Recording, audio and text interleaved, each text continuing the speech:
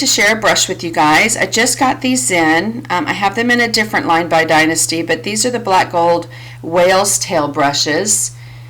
And isn't that gorgeous? Just the shape. Love the shape of that. And I got it in a couple of different sizes, and I've been playing around with them. So I just wanted to show you a couple things that I've been doing with them, and show you some cool things that they can create. So I typically, when I get them, just wash the sizing out of them, rinse it, and then I like to run it up through my index finger and my middle finger to get all that water out. It's a great way to test how much water is in your brush. If you don't want a lot of water in there, sometimes just blotting it on a paper towel doesn't suffice. So I like to see how much water is still in my brush by doing that. So I'm just going to wipe that off. And I'm just using an old canvas. A lot of times I'll have something close by to test a color. This probably has 20 layers of something on it, and it's covering a painting fail, I'm sure, or several.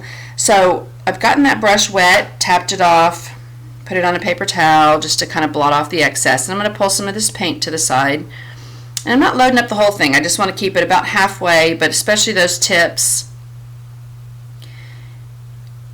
All right, so I've been playing around with some scroll work, and I wanted to show you how beautiful you can get some pretty scroll work with these brushes. So just your typical, if you're doing with the chisel edge of a brush, but then look how pretty you get these little strokes that are separated. So I'll come and do another one for you. So I kind of have it on an angle, and I'm applying pressure, not too much, and then sliding. But so pretty. Could you see like sea oats maybe on a beach scene? Oh goodness, so many things. Blades of a leaf, a separated leaf, like maybe a poppy leaf, because you could do it on both sides. And again, I'm not applying too much pressure and letting those corners that are V'd do their job. Wheat, I could so see doing stalks of wheat with that brush. And again, writing on the chisel edge, coming around and letting that brush do what it does and separate. So let's see if we can get a different look. Slide and up. And get a little bit straighter, a little bit heavier. So I just applied more pressure to the brush there. Then up here where I just let the tips of those brush kind of glide right along that canvas. And let those corners do the job, and then a little bit more pressure on the flat of the brush, which is so cool because you'll get that like if you were using a a number 12 flat brush look. So just really cool. Love the look. Try and get 2 strokes that it would normally take me with a brush in one, because the way that this brush is cut.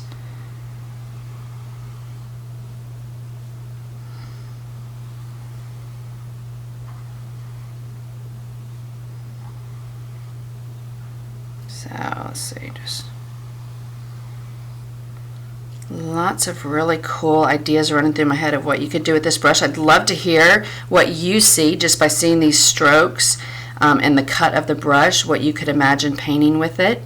I'm sure some kind of flower petals, blades of grass, again wheat, sea oats, scroll work. Just absolutely love the way that makes the 2 different strokes with those points coming through and showing you the way that brush is cut. Lots of ideas.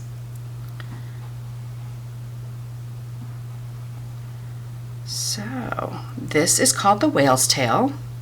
It's by Dynasty brush, black gold line. You can get it at thebrushguys.com, and you can also use a promo code, all little letters, Sandy, S-A-N-D-Y, MC, for an additional discount on those. All right, so that is the black gold by Dynasty whale's tail, and this one is size half.